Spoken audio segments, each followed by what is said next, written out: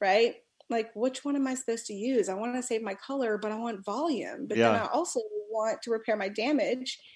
There's not one that's going to do all of this. And so FAVE4 was my idea, is to kind of keep it simple and help people who were maybe confused walking down on the aisle or on the internet or in the salon. And if you look at the products, it's about favorites. So we have, one product that thickens. We have one oil that does what it's supposed to do. Our shampoos and conditioners, all will protect your color. All of them are sulfate free. There's just certain things that I felt were important. And so I tried to put all of this together in a small, concise line and help people achieve their hair goals.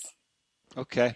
So I want to dig in just a little nitty gritty. Is when you decided to start the business, did you go out and raise capital? Did you know what building you wanted to go in? I mean, all these things, when people are listening, they're like, wow, I'd love to be in hair care or skin care like Renee on the show, previously.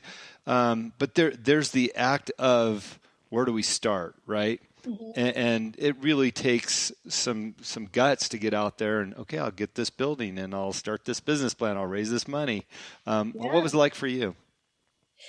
So I think that it was in the beauty industry is small, and that's a great thing. In professional beauty, there's enough space that we all we know each other, we network, you end up being friends with people because you kind of have the same struggles, and networking and finding people that are like you is important. And so when you're ready to take a new journey, it's a great time to kind of connect with people and, and sometimes you just have to jump. And so I jumped, and you have to find people that can help you support your dreams or maybe you're there to help someone fulfill their dream. Yeah, right? Sure. I think that the journey for everyone will be a little different. Sometimes people will raise capital. Sometimes maybe you'll find someone who's willing to invest in you, and your ideas, which is always great. So I think that it just depends on what you're trying to do. Because I worked from home. So, we didn't have to worry about a building. And I think now with COVID, and everything that's happened, I think we're all learning that we're all able to do that now. Yeah. But, with a hair brand, it is about, there's inventory. There's things that you have to account for. And so taking the right path of, making sure that you've got a great brand and making sure that you've got places that will buy into your concept before you go and invest inventory or sell this idea to someone that can help you invest in inventory. Mm-hmm.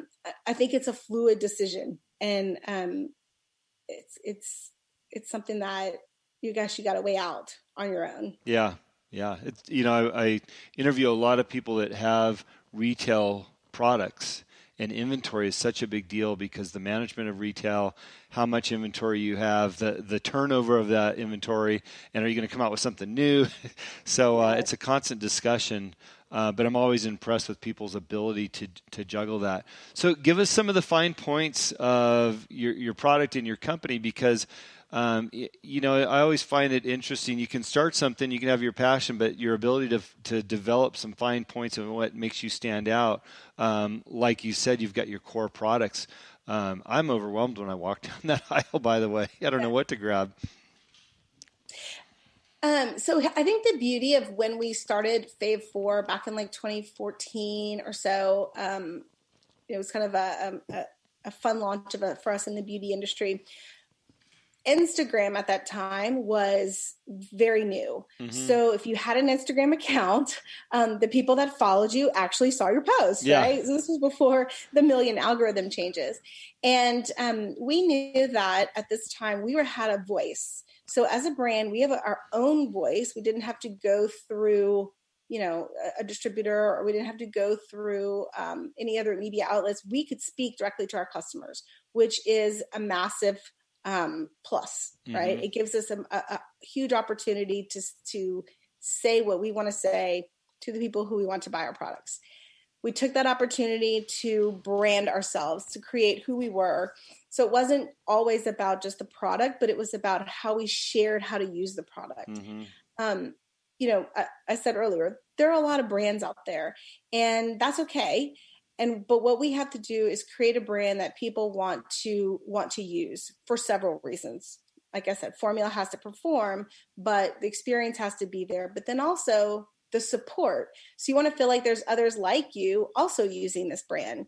And social media, mainly Instagram, even YouTube, Facebook, now TikTok and all the other things, has given us this voice to be able to connect with other beauty enthusiasts or, hair care mavens like ourselves and share tips and tricks. So having the product in your hand is one thing, but then understanding how to use it and understanding which one's right for you is next level. Mm-hmm. It's interesting. I'm listening to you talk about your product and, the volume and the scents and, all these little details about your product, because I'm a guy, maybe I don't think about a lot of those things. But then again, my mind starts wondering, there was a period of time where I was traveling a lot around the world, and I used to pick my hotel rooms based on the products they had.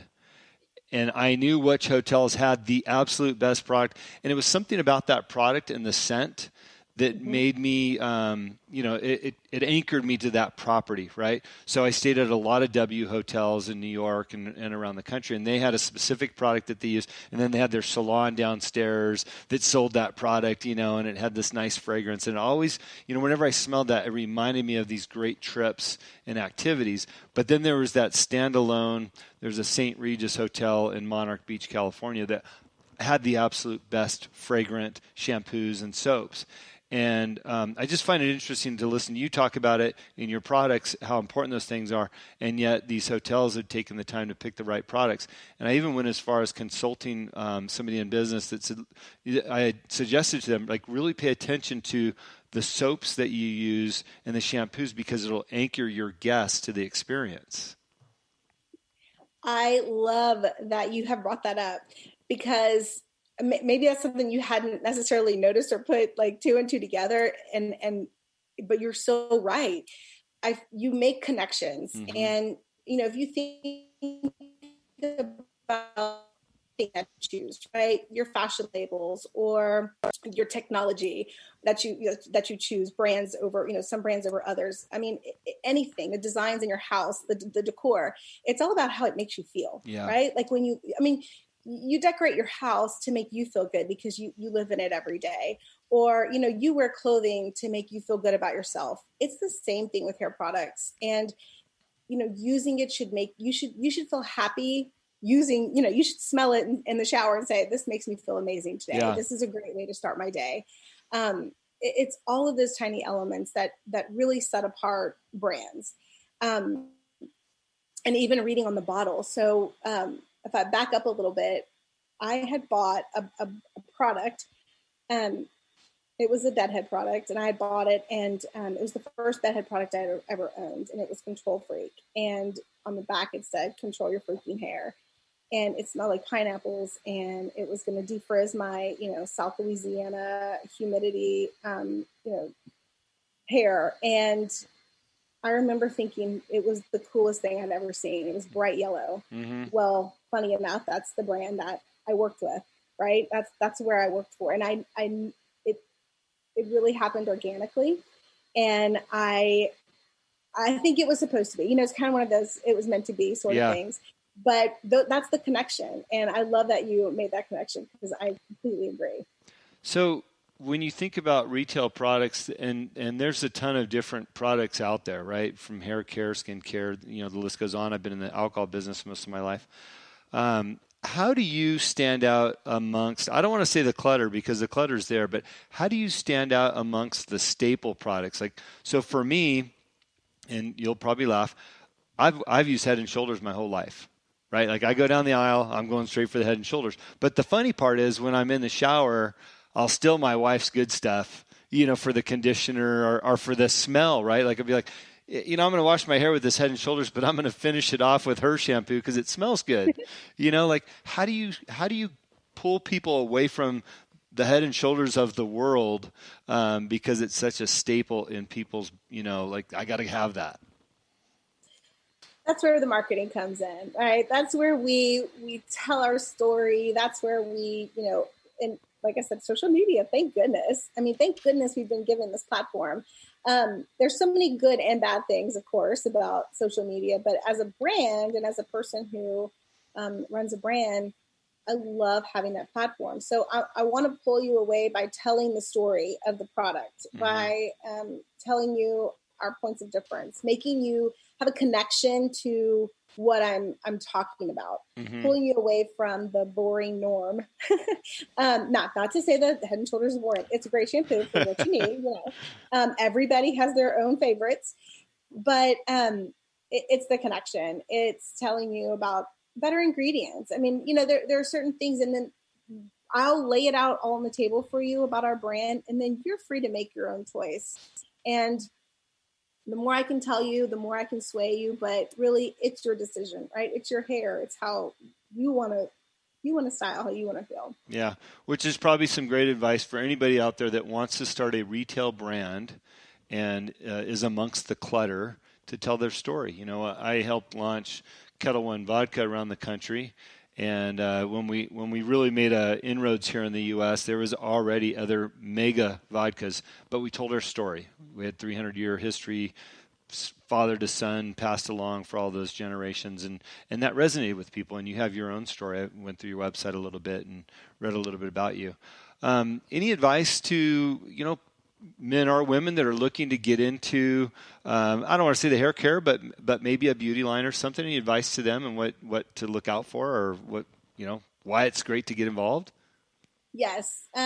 I would say for anyone trying to launch their own brand, hair, beauty, whatever, is to have a purpose. Because if you don't have a purpose, I don't think that it comes across the same way. When you have a purpose, people relate to you. I love my FAVE4 brand. I love every product that's in it, but I'll tell you right now, I'm working on 2 new things that it's killing me to not tell you about it because all I want to do is talk about it. Yeah. But they are even, more specific. And I think that it's going to really resonate with different groups of people that are going to say, this is always what I want. So think about a problem you can solve. Think about things that, maybe you aren't being fulfilled in your beauty regimen, or if it's your life, if it's something, as we talk about an entrepreneurial spirit. It's a hard, it's a wonderful, I feel like I have a wonderful grasp on it, but it's also almost like a disorder in a funny way, because I can't stop thinking. I can't stop thinking about how I can make things better. I can't use, and look, I use all shampoos. I get an ad on Facebook. I am like the worst or maybe the best because I have to buy it. I don't know where it's from. I don't know what it is, but I'm going to try it because I try everything. I have to kind of know the space, right? So I love trying all beauty products. I might use them once or twice, and I keep it in I have a library of products from all sorts of people. But, find something that you feel like isn't being answered and answer it. Don't be a me too. There's plenty of me too's, but find some space and get yourself in it if that's what you want to do. It's great advice. And one of the things I love about doing this show is we interview people from all different types of businesses. And the one thing that's consistent is that you're all passionate about what you're doing. And your products or your services or what you stand for or your message. And it's just wonderful to see that consistency amongst entrepreneurs or people that have had some success, who've said yes throughout their life to be where they're at today and have a story to tell. So I really appreciate about your story and your willingness to tell it. So, I'd kind of mentioned just briefly before we got on the air, we get a lot of requests to be on the show, and that's wonderful. But selfishly, I thought, I'm going to have you on because I'm still looking for some Christmas presents. So I'm going to force you into a shameless plug, and let's add some Christmas value because this show will be up probably in enough time for somebody to buy something and have it shipped before Christmas, maybe. Anyways, tell us a couple products that we should be looking for. So the guys listening are the women, I suppose. what should we be looking at on your site? What's exciting, for Christmas presents for people? Help us out here.